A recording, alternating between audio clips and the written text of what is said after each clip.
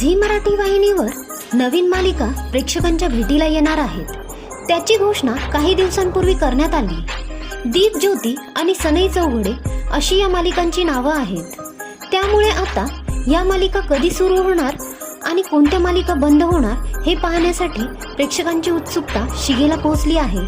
अशातच आता झी मराठीनं आणखी एक आनंदाची बातमी प्रेक्षकांसोबत शेअर केली आहे. त्यामुळे प्रेक्षकांचा आनंद गगनात मावेनासा झालाय. TRPच्या यादीत टिकून राहण्यासाठी चॅनल कायमच प्रयत्नात असतं.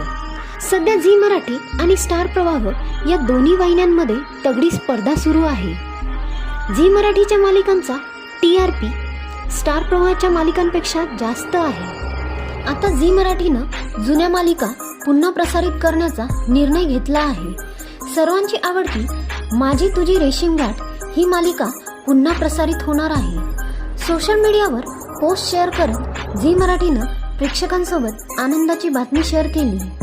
सोमवार ते शनिवार दुपारी 3 वाजता माझी तुझी रेशीमगाठ ही मालिका प्रसारित होणार आहे.